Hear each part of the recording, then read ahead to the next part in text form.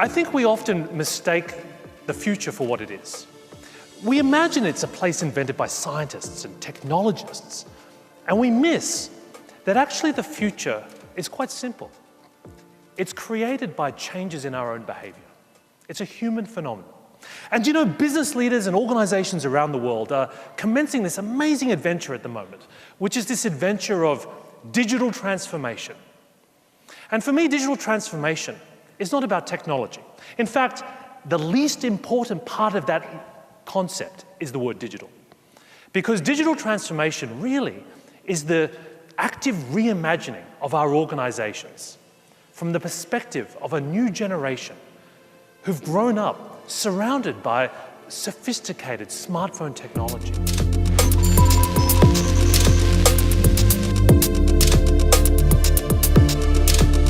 Because what did you do as your young children were growing up, as they started crying and demanding your attention? In that very moment, you realized that Steve Jobs had in fact invented the world's greatest 21st century babysitter.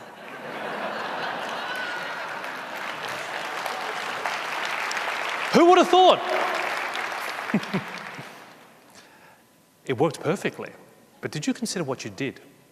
Because at that moment, when you handed that device to your young child, you actually started a process of neurologically remapping the entire structure of their mind, the way they communicate, the way they saw the world, the way they frame reality, the way they understood how they get their entertainment and content. All of that was reshaped in that moment. And we're only at the very beginning of trying to understand now the implications this will have as this generation gets older, joins the workforce, become consumers, and start making decisions for themselves. If you don't believe me, just consider how much your own behavior has changed in the last 5 years.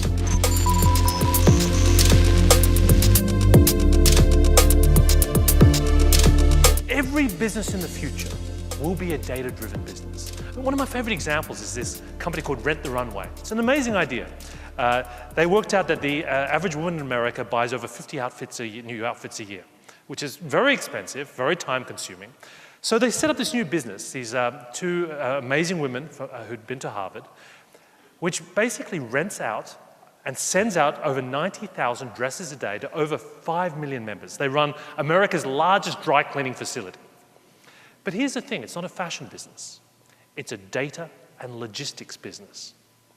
There is almost no category of business that will not be transformed by this digital revolution. So how will you prepare your people to think and understand and work in this way?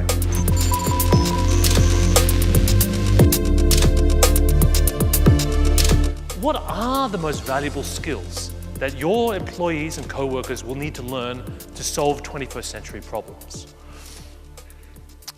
I don't know about you when you were growing up. I grew up in the 80s, which means that the kind of game that all the kids played when I was at school was the Rubik's Cube. Now, I was terrible at this game.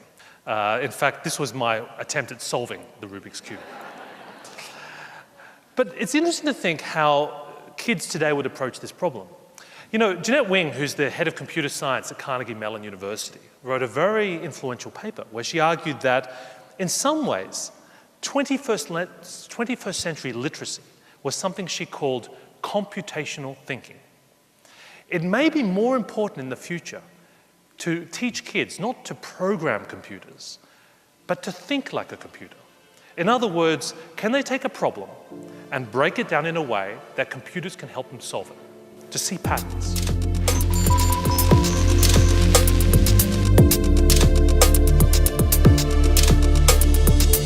What does it take to build a culture of transformation? In other words, what is it that these very digital, very innovative, very fast-moving companies do and know that the rest of us and big traditional companies seem to miss? So my starting point on this is simple. Startups don't count. If anyone ever comes to you and tells you that startup X, Y, or Z has an amazing culture, just laugh at them. Because quite frankly, if you can't have great culture when you have 10 people, you've got a serious problem. It's much harder when you have 1,000 people or 10,000 people. Big companies have a unique challenge.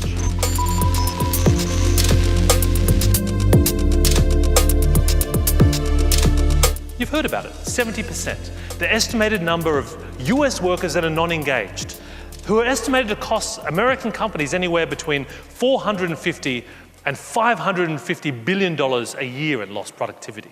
These people are more likely to steal, more likely to negatively influence, miss work days, and drive customers away. Look to the person next to you. If they're not taking notes, we know who we're talking about.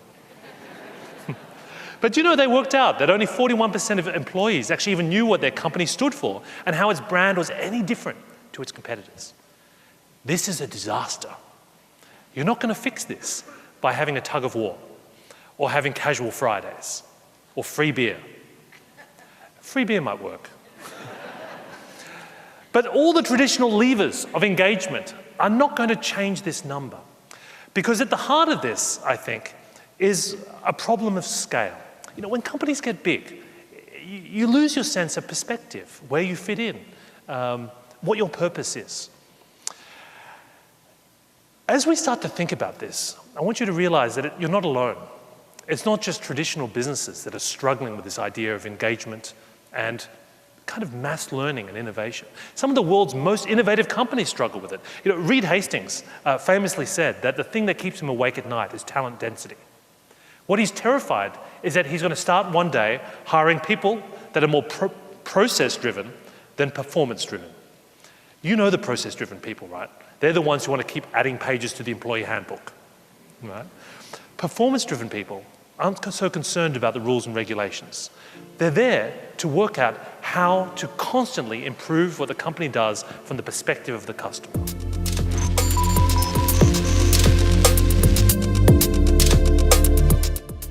We're moving into a new world, a world where business itself is going to be forced to change by a new generation, your kids, who are growing up in a world dominated by smartphones. They're a living challenge to all of us to now rethink the way we do business. So please do just that. Think big, think new, but most importantly, think quick. Because if there's one thing I can tell you with absolute certainty, it is this: the future is now.